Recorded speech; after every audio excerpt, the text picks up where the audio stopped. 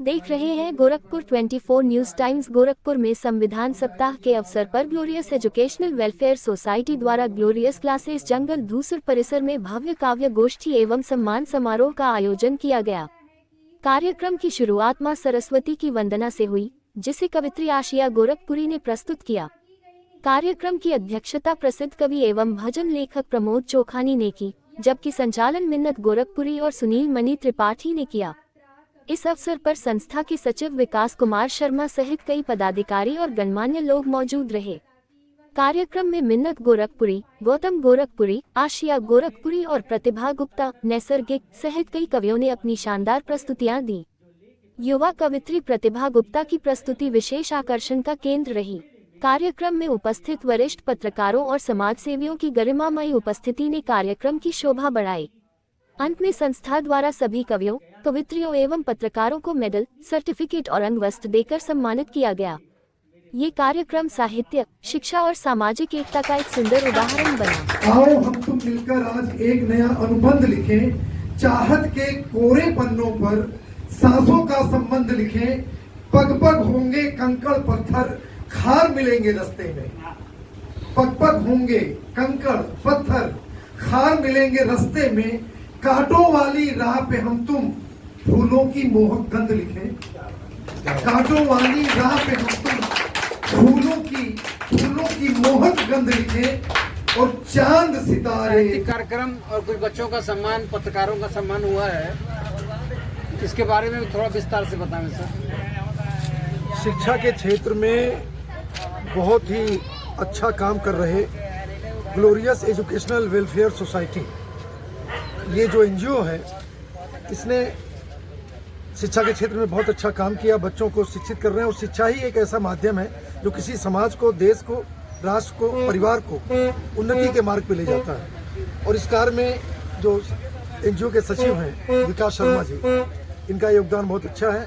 और आज संविधान दिवस है, तो इस दिवस पे एक बहुत अच्छी बात, बहुत अच्छी सोच को अंजाम दिया इन्होंने कि कवि छोटी सी कवि गोष्ठी और शेरी नशिस्त का आयोजन किया, जिसमें गोरखपुर शहर के बहुत नामचीन शायर, शायरा, कवि सभी लोग यहाँ पे इकट्ठे हुए और सभी ने अपने अपने कविताओं के माध्यम से, अपनी शायरी के माध्यम से, और जो पढ़ने वाले बच्चे हैं या जो हमारा समाज है उसको एक संदेश देने का काम किया। और मैं इस आयोजन के लिए भाई मिन्नत गोरखपुरी को भी इस बाइट में उनका शुक्रगुजार हूँ कि उनके प्रयास से। आपको किस तरीके से रुझान हो गया कवि और कविता के पाठ के आयोजन में?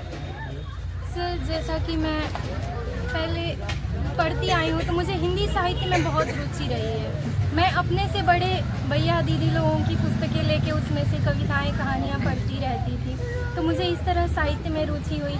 ऐसे ही मैं जब बड़े कक्षाओं में गई तो वहाँ पे मैं पहले कुछ पंक्तियाँ लिखती थी, तो फिर मैं मैम को दिखाई तो उन्होंने कहा बहुत अच्छा है, आगे लिखती रहो। और इस तरह मेरी कविता लिखने की शुरुआत हुई। 9वीं कक्षा से मैं कविताएं लिखती हूँ। तो युवा बच्चों को क्या एक संदेश देना चाहती हैं आप?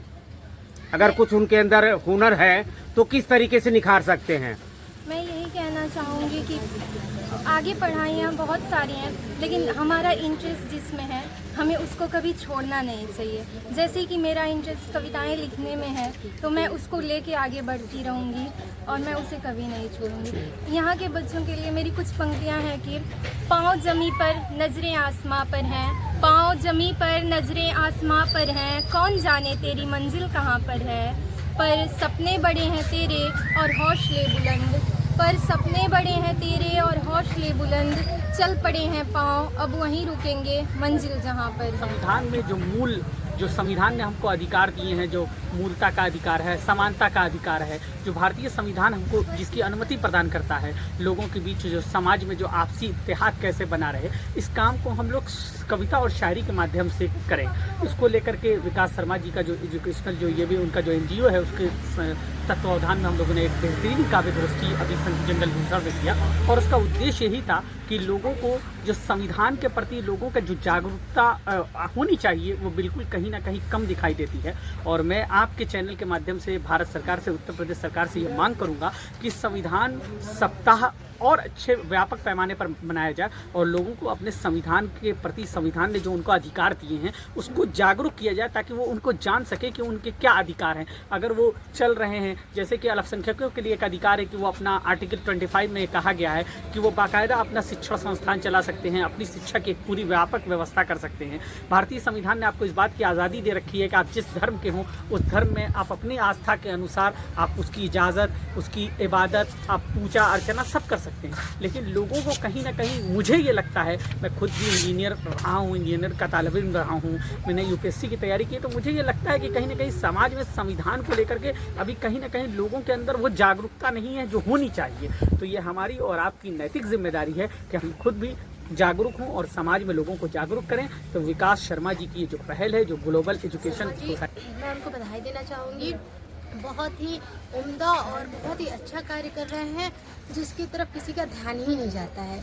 आज चूँकि शिक्षा जो है इतना महंगा हो चुका है, और इस महंगाई के समय में, दौर में भी विकास भैया जी जो है वो इतना अच्छा काम कर रहे हैं कि गरीब बच्चों को निःशुल्क शिक्षा दे रहे हैं, और वो भी बेहतरीन, जो एक इंग्लिश मीडियम में दिया जाता है उस प्रकार का ये शिक्षा दे रहे हैं। वो भी देखा जाए तो अभी ये एरिया डेवलप हो ही रहा है। और यहाँ पे जिस तरीके की संविधान दिवस की पूर्व संध्या पर इन्होंने एक संगोष्ठी रखा, वो बहुत ही बढ़िया रखा, जिससे बच्चों के अंदर भी वो उत्साह जागता है कि हम भी करेंगे। और बहुत से, मैंने यहाँ बच्चियों से बात किया